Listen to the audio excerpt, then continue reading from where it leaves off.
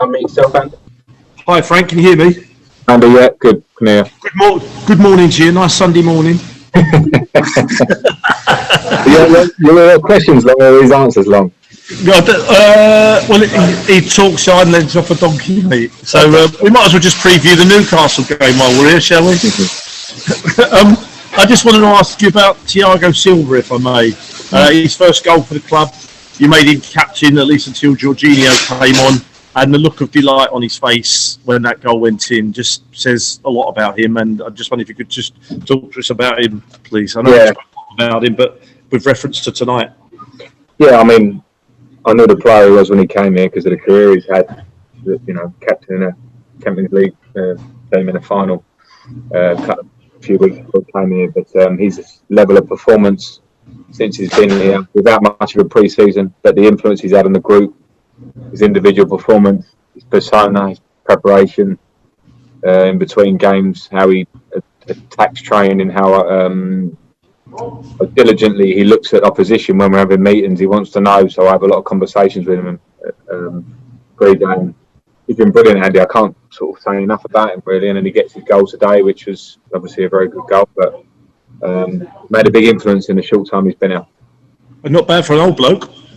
No, well, that's the thing. I mean, it's definitely that, and of course, the rigours of the season to come ahead of us. But I think the way he manages himself in between, as I've mentioned a few times with the media, I'm very open to making sure that we do our best to keep him in between and make it easy enough for him. But he looks fit, he is fit, he's fresh, and he's helping and rubbing off on others around him. So, long may that continue.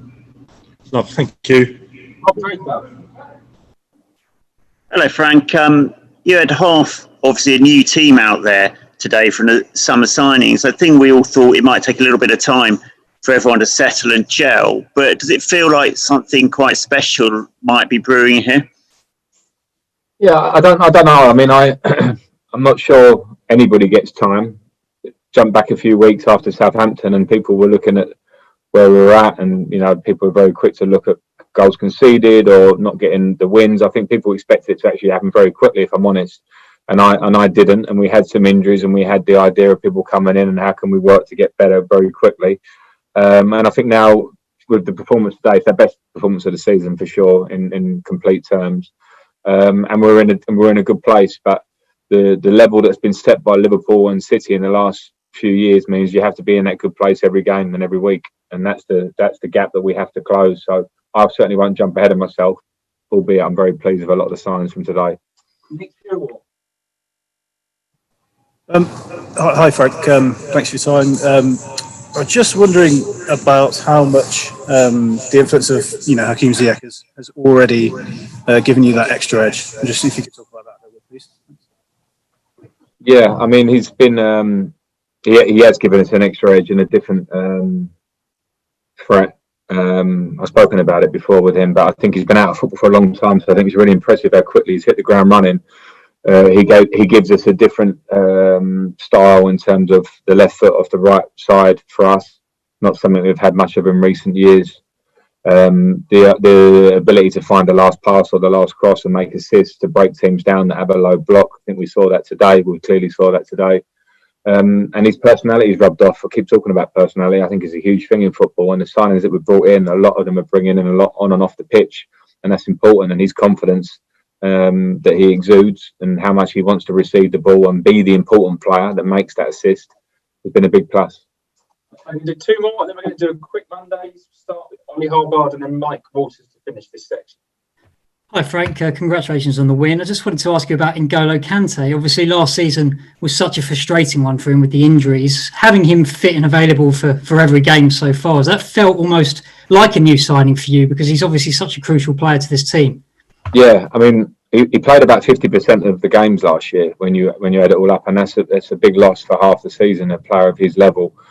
So I made a big step to try and manage his training and games and making sure that we attempt to keep him as fit and ready for games as we can. He's shown in the last couple of games that he's played that he's N'Golo Kante. His attributes are incredible. He can play various positions in midfield. the energy and the ability to win the ball back, but also his ability on the ball, which is sometimes underrated, is amazing. So he can fill different roles. People always want to talk about he's the best defensive midfield player and he should be in a deeper role. I think he can do lots of different roles to massive effect, and I'm pleased he's fit now. And again, we'll have to keep trying to manage that to make sure he stays fit, because he's massively important, like you say. Last question, Mike Waters. Frank, is there a sweeter left foot in the Premier League than Hakim's? We talk about left feet as being sweet. I don't know why, but is there a sweeter one than his?